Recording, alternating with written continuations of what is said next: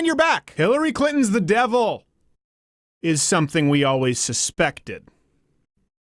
WikiLeaks just confirmed it. With the release of dozens of thousands of emails with WikiLeaks, it's kind of like drinking from a fire hose. For a lot of people, that's hard to navigate, especially because the media doesn't want you to even try. It's illegal to possess these stolen documents. It's different for the media. So everything you learn about this, you're learning from us. Thanks for looking out, CNN. Remain calm. All is well. Some of the WikiLeaks are incredibly damning. They would be if we weren't desensitized to the corruption of our current political system. But there are some stories out there that aren't even real from WikiLeaks. They're made up. For example, Hillary Clinton's body was not snatched nor replaced with number 5 from Short Circuit. Though it is plausible. Something to remember with all of the tabloid headlines out there. Personal testimony is one of the least reliable forms of evidence in court. One of the most reliable?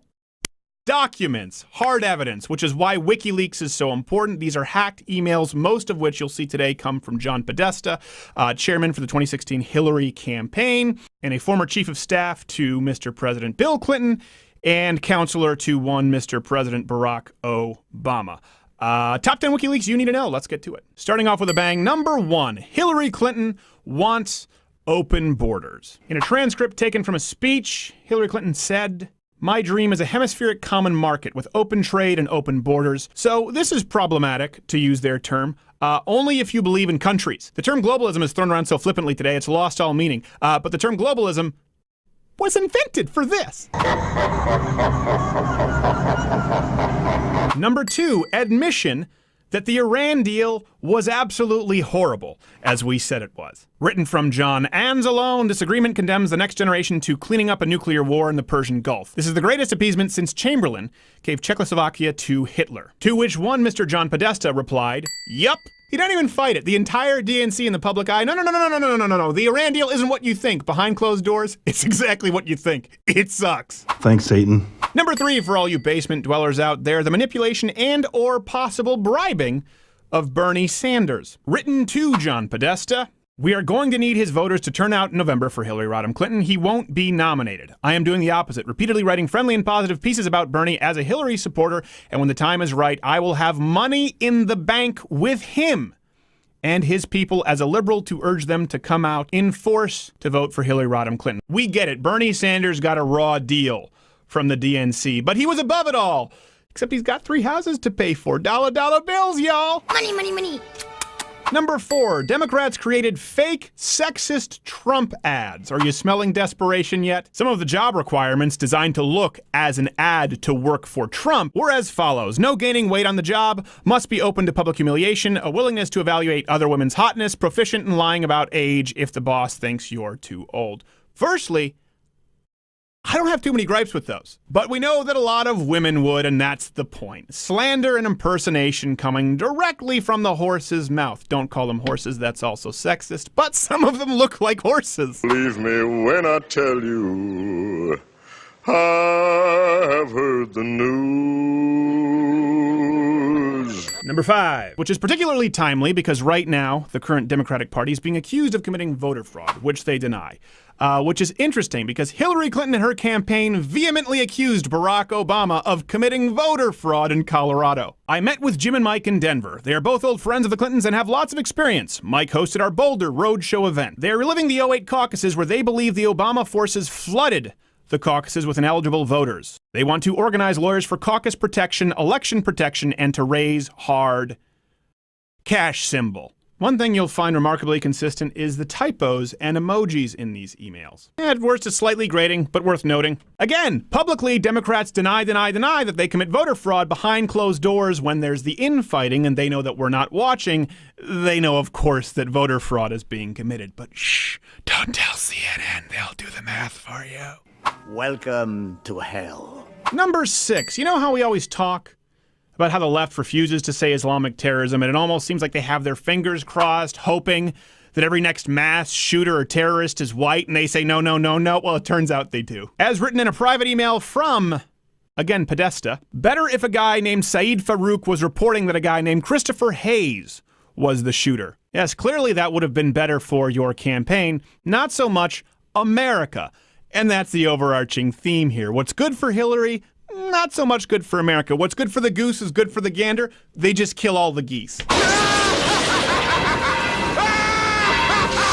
Number 7 and 8 are kind of joined. We could probably have another 20, 30, 40, 5,000 of these examples of the Democratic Party and media collusion. But, of course, we wouldn't have time for that list, so the two that stand out to me most are CNN's Donna Brazile gave the Clintons a heads up regarding a Bernie tweet storm. How do I know?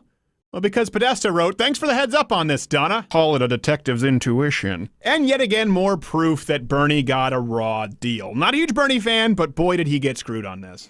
You belong with me! The next one is our own resident favorite, Ezra Klein of Vox.com. If you watch our show at all, you know that we have a good laugh about Vox's articles nearly every week, and we've rebutted a few of their videos, particularly on gun control. As a matter of fact, they are so known to be misleading and far left.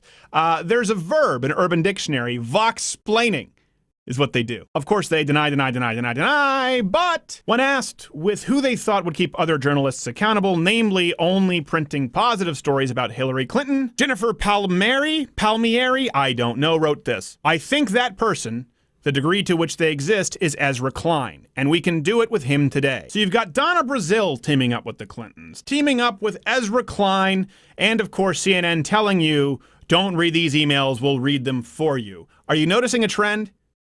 If not, you might be a stupid person. Number 9, this is important. We know from WikiLeaks that Hillary Clinton knowingly, criminally deleted emails. Deleted? Again, publicly deny, but we see in a private email exchange with her staffers. Okay, one thing to use personal email, but why the twisted truth on why?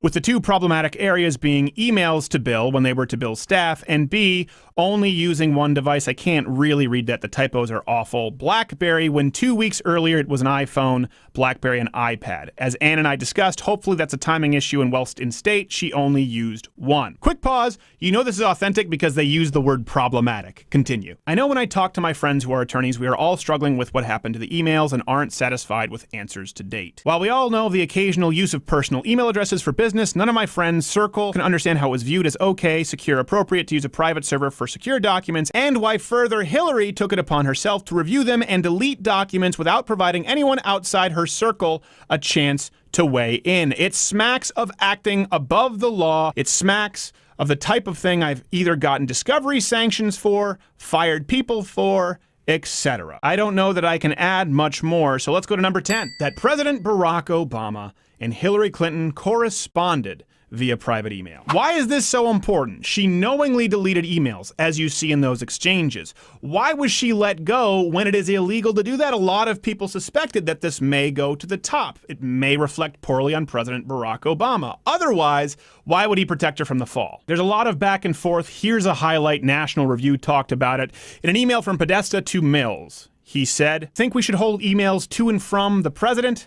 That's the heart of his executive privilege. We could get them to ask for that. They may not care, but it seems like they will." In other words, they put these emails under a special category where only Barack Obama would have the executive privilege to ask for them or release them. You think Barack Obama was going to do that? No, of course not. It reflected poorly on him and Hillary, and she could drag the ship down with her. Evil. The emails verifiably prove beyond any shadow of a doubt that Hillary Clinton is lying, Barack Obama himself has been lying, and the media has been lying all along with them. And they've been laughing about it through private emails the whole way. Now, I know we could look silly because at the time of this video, they're still releasing more, and it could get a whole lot worse. I suspect that it will. Hopefully they bring this up in this week's debate. We'll be live streaming it. You don't need a conspiracy. You don't need to lie. You don't need to blow up something any bigger than it is. Just go read the WikiLeaks emails and understand that it's already really bad. If nothing else, a silver lining in this election is I think a lot of people, left or right, their eyes have been opened to just how easily they've been manipulated and how proactive the media has been in doing that. You don't need to trust them anymore. They don't need to be the gatekeepers anymore because you know they've been lying to you. The greatest trick the devil ever pulled was convincing the world he didn't exist. End card time. You're still here. That means you have some decisions to make. Go to louderwithcrowder.com for references. Click my face to subscribe. Watch one of these videos next to me, or you can click the mystery box. Now, I'm not going to lie to you. Mystery box land can get weird. And by weird, I mean the kind of weird you don't come back from, or sometimes it can be wonderful. But a lot of the times it's weird.